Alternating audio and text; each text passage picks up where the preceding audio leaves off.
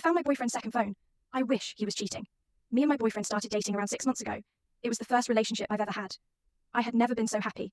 It was like we were meant to be. I met him at a coffee shop I frequent. I started noticing him there any time I went. Sometimes I'd catch him staring, and he'd look around all embarrassed whenever I did. I thought it was the cutest thing. After a while, I found myself silently hoping that he'd come over and ask to sit with me. We'd been playing eye tag for a couple of weeks, smirking and laughing at each other, but neither of us had taken the extra step of introducing ourselves. When he finally did, I felt butterflies start flapping around in my stomach like never before. His smouldering blue eyes, that curly black hair, and his cute little freckles. I'm not afraid to admit that I was smitten. Our relationship grew from there. We were seeing each other every weekend, catching movies, having dinner, playing some mini golf. I knew it was a honeymoon phase. I just didn't care. He made me feel wanted, and that was just not something I was entirely used to.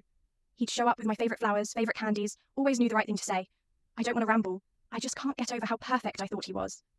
Things started to go a bit sideways one night at a sleepover at his house. I had gotten up to pee late at night, and as I groggily dragged myself to the bathroom, I could have swore I heard the vibration of a phone coming from his sock drawer. I was too tired at the time to really pay it any attention, but it was still fresh in my mind the next day. I asked him about it, and he got defensive enough for me to become suspicious. He showed me all of his drawers, though, and there was no phone in sight. That kind of subsided my suspicion a bit. A few weeks went by without issue. We never argued. He made me feel like the only girl in the world. Then we had another sleepover. Yet again, after he was fast asleep, the vibrations of a cell phone came echoing, this time from his closet. This time around, I was awake enough to actually investigate. But once I did, I immediately regretted it. Hidden within an old shoebox that was buried beneath a stack of blankets, I found it.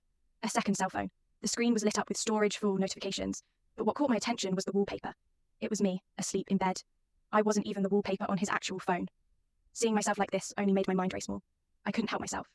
Luckily, he didn't have a password to unlock the phone, but what he did have a password for was his photos. I took a wild guess. That's why I think it was fate that I made this discovery. I put in my birthday, and the Photos app unlocked. My jaw dropped, and my heart sank. There were hundreds, if not thousands, of pictures, and they were all of me. Some were of me at his house, on the toilet, in the shower, sleeping in his bed. But some were from places that didn't make sense to me. Me at the coffee shop, reading a book, me walking home from school, standing in line at the grocery store, me outside my apartment, fishing around in my purse for my keys. More than anything, though, there were pictures of me asleep in my own apartment. Some were taken from my window, my second-story window. Others were taken from inside the apartment. I kept scrolling, and the more I did, the more terrified I became. The photos dated back to at least 2 years ago. Family dinners, early morning jogs, study sessions in the library. I was getting sick to my stomach. As I scrolled, a noise from behind me snapped me out of my trance. The sound of my boyfriend's bed creaking and squeaking from his shifting weight. He called my name.